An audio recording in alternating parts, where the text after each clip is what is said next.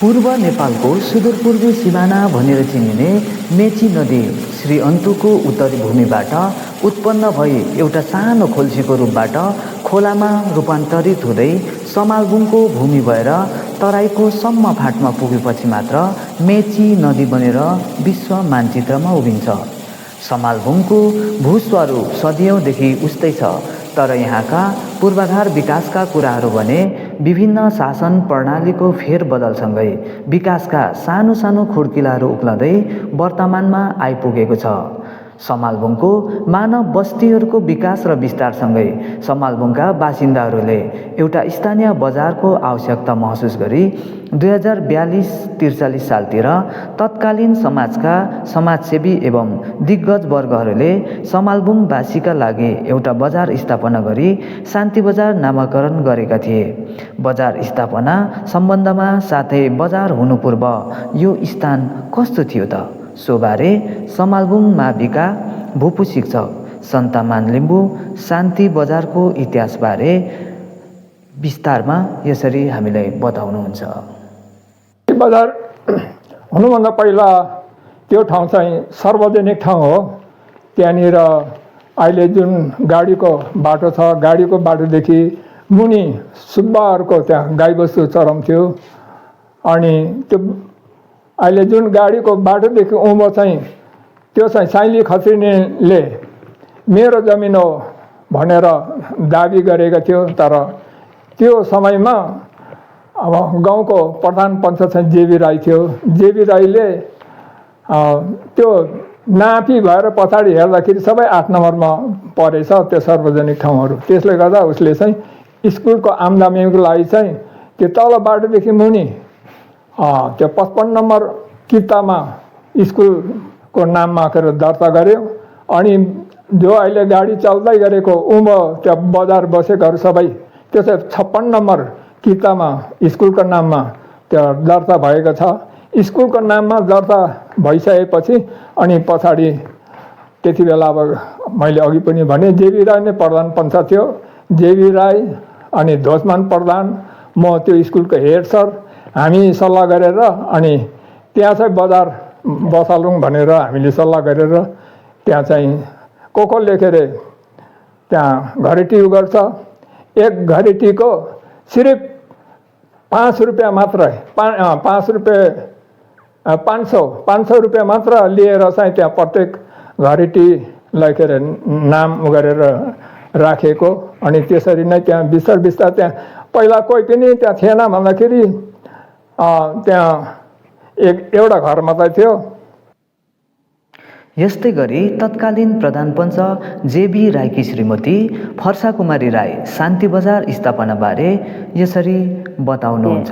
मेरो श्रीमानले चाहिँ अब स्कुलको स्रोतको लागि अब यो खाली जग्गा चाहिँ किन राख्ने, अब यहाँको कृषकहरूलाई यसो आउने बाटो, एक दुई पैसा देख्ने बाटो र स्कुललाई पनि हुन्छ भनेर चाहिँ उहाँले बजार लगाइदिनु भएको। शनिबार हाट लगाउनुपर्छ भनेर चाहिँ सचिव, कृष्ण सचिव र मेरो श्रीमान सल्लाह गरेर चाहिँ बजार चाहिँ हाट बजार लगाइदिएको। अब त्यति बेला बाटोको सुविधा पनि थिएन, उनी घारी थियो।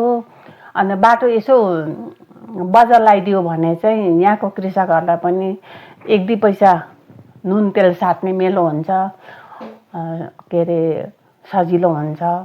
टाढो सब्जी बोकेर तरकारी निकालेको अब आफूले उब्जाएको तरकारीहरू पनि सब्जीहरू पनि बोकेर लानु पर्दैन।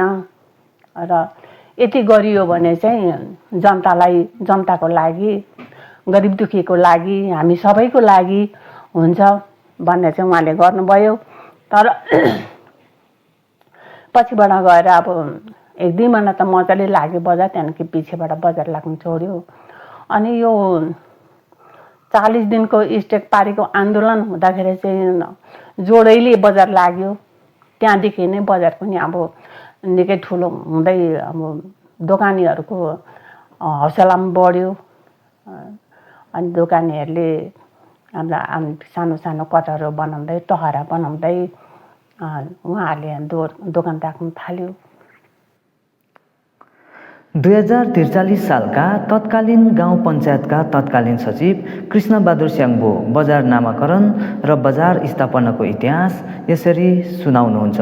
आखिर शान्ति बजार नाम कसरी रहन गयो त? सोबारे तथ्य कुरा उहाँ यसरी बताउनुहुन्छ। यो सूर्योदय नगरपालिका वडा नम्बर 5 शान्ति बजारको सुरुको स्थापना काल मा म गाविस सचिवमा कार्यरत हुँदा 43 सालमा भोपु तत्कालीन प्रधान पञ्च जितबहादुर राई, जसमा जेबी राई भनेर चिनिन्थ्यो, उहाँ प्रधान पञ्च, म सचिव हुँदाखेरि यो जग्गा चाहिँ नि स्कुलको नाममा रहेको थियो र स्कुलको नाममा जग्गा रहँदा यसलाई कसरी शान्ति बजारको स्थापना गर्ने र यहाँको जनजीवनको आर्थिक स्थितिलाई कसरी चाहिँ मजबुत पार्न सकिन्छ भन्ने हिसाबले यहाँ समालुङवासीको जनताहरूको सेवा सुविधालाई ध्यानमा राखेर शान्ति बजारको स्थापना भएको हो। र सुरुमा यो चाहिँ तपाईँको यो माथि यो खत्रीहरूको गौचरण लगभग 9 नम्बर जग्गा थियो र यो जग्गा चाहिँ नै जेबी राईले नै स्कुलको नाममा दर्ता गरेर चर्चाउने क्रममा यो जग्गा पुरै चौरी जग्गा थियो र चौरी जग्गामा केही पनि आमदाम हुने थिएन र बजार लगाउँ भन्ने सरसल्लाह भएर सबैसँग सरसल्लाह गरेर बजारको सुरुवात गरियो, जसमा चाहिँ नि ओपनिङ 43 सालतिर जेबी राई र केबी भट्टराई जिल्ला सभापति हुनुहुन्थ्यो र उहाँको पालामा चाहिँ उहाँले नै यो शान्ति बजार, पहिला शान्ति बजार तपाईँको अशान्ति थियो, जाँड रक्सी मासु मांस खाने हो हल्ला गर्ने वातावरण अशान्ति लगभग थियो। त्यसले गर्दाखेरि यहाँ चाहिँ शान्ति चाहिन्छ भनेर चाहिँ शान्ति बजारको नामाकरण स्थापना गरेर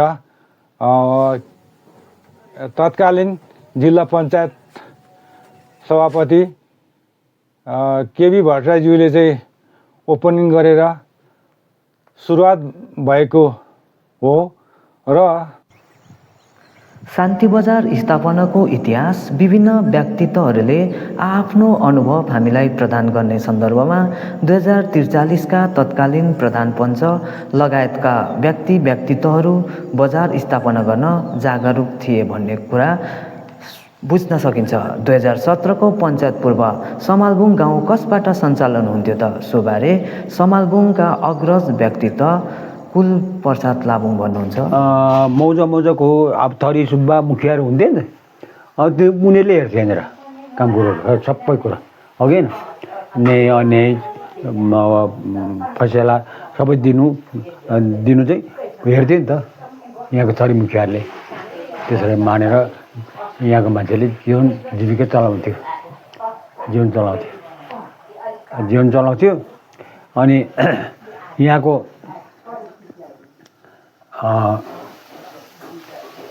धेरै साल त रहेन होला, 2013 साल 14, 15, 16, 17 साल 19 सालसम्म चाहिँ यो स्कुल सबै टाक्कै त्यो ब्लकले हेर्थ्यो, ब्लकले स्कुलहरू पनि। अनि पछाडि 17 सालदेखि अब पञ्चायत व्यवस्थाको आएपछि सबभन्दा पहिलो मान्छे भनौँ न अब स्कुलको यो ठाउँको प्रधान भन्छ धनवीर सुब्बा।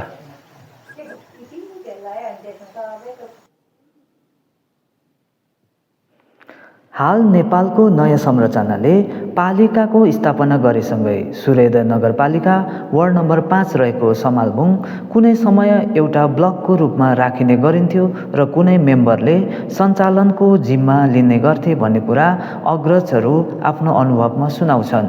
2042-43 मा स्थापित शान्ति बजार स्थापनासँगै घर ठहरो निर्माणमा स्थानीयहरू जुट्न थालेका थिए र हाल बजार क्षेत्रलाई स्थायी बसोबास गर्ने पाल्देन लामा आफ्नो अनुभव भन्नुहुन्छ। यो शान्ति बजार चाहिँ 42 सालमा स्थापना भएको।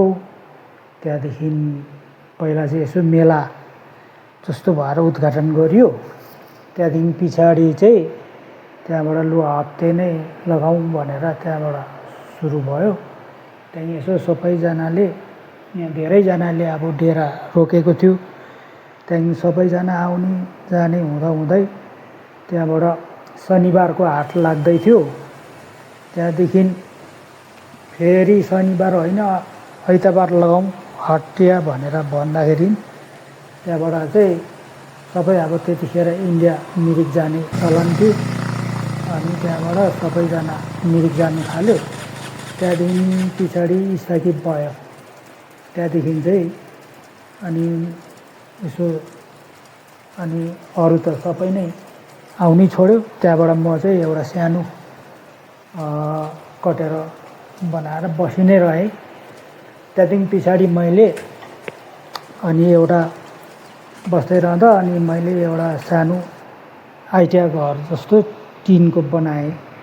त्यहाँदेखि बनाएर अनि म बस्दा रहँदा अनि त्यहाँबाट माथि के भन्छ त्यो मैनाको बाउ भन्ने उहाँ बलबहादुर लिम्बू आउनुभयो। त्यहाँदेखि उहाँले पनि दोकान सुरु गर्नुभयो।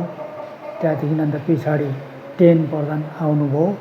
अनि उहाँले पनि दोकान सुरु गरेर त्यहाँदेखि बस्दै रहँदै जाँदा त्यहाँबाट यो जग्गा पास गर्ने फेरि कुरोकानी आयो। त्यहाँदेखि अन्त जग्गा पास गरेर चाहिँ पछाडि अनि मैले चाहिँ अनि त्यहाँबाट काठकै पक्की घर 2 तले बनाएँ। बजार स्थापना त भयो, तर हाट बजार निरन्तर लगाउने प्रयास मात्र रह्यो। त्यसपछि फेरि 2073 सालमा तत्कालीन सचिव इन्दिरा लामा साथै स्थानीय बुद्धिजीवीहरूको बृहत छलफलसँगै विभिन्न व्यक्तित्वहरूले हाटको लागि नयाँ बजार सञ्चालन समिति निर्माण गरी पुनः शनिबारे हाट सुरु गरियो, जसबारे बजार समितिका तत्कालीन अध्यक्ष रहनुभएका समाजसेवी श्री जुद्धबहादुर खत्रीज्यू 2073 सालमा आएर फेरि शान्ति बजारले कसरी नयाँ जीवन पाए त भन्ने सम्बन्धमा यसरी विस्तारमा आफ्नो कुरा बताउनुहुन्छ।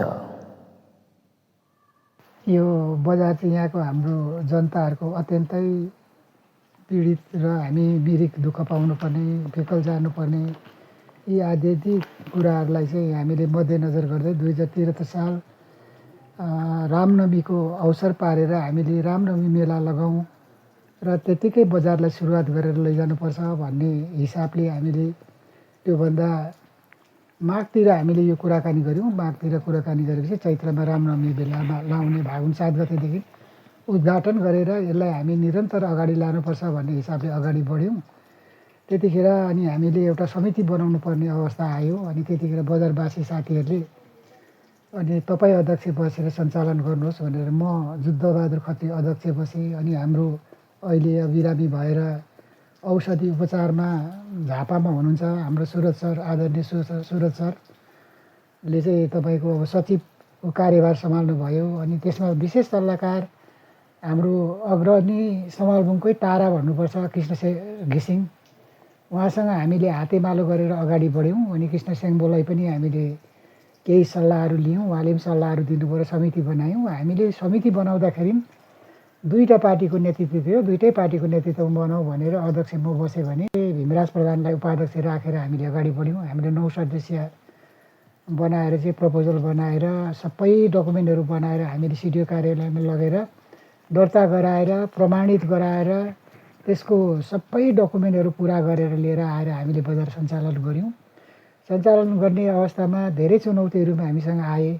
त्यसलाई पनि पार गर्दै चिरफार गर्दै हामी अब अहिले 82 सालसम्म आइपुगेको छ। पोहोर 81 सालमा चाहिँ हामीले एउटा साल हामीले रिन्यू गराएर लिएर आयौँ। कर तिरेर रिन्यू गराएर अपडेट गराएर लिएर आयौँ। अनि फिक्कलवासीहरूले पनि हामीले अनुरोध गऱ्यौँ, हाम्रो सानो एरिया छ, तपाईँहरूको बिक्री बट्टा त्यति राम्रो चल्दैन होला, भए पनि यहाँका आम उपभोक्ताहरूलाई सुविधा दिनका लागि तपाईँहरू निरन्तर हप्तापछि आइदिनुहोस् भनेर अनुरोध गऱ्यौँ सुरज सर म भएर र उहाँहरू निरन्तर आइदिनु भयो। अहिले अब अलिअलि विस्तार हुँदैछ, अझै पनि यसलाई विस्तार गरेर लानुपर्ने धेरै मेरो ठाउँबाट मैले देखेको छु। यसलाई अब अहिले पिचले छुयो।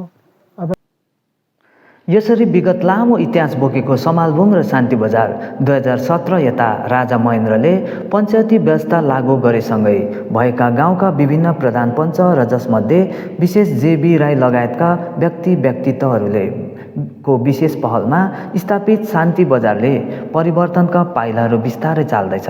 आगामी समयहरूले यो सानो बजारलाई एक विकसित बजारको रूपमा परिणत गर्नेछ भन्ने आशा हामी सबै समालबुङवासीले रहेको छ।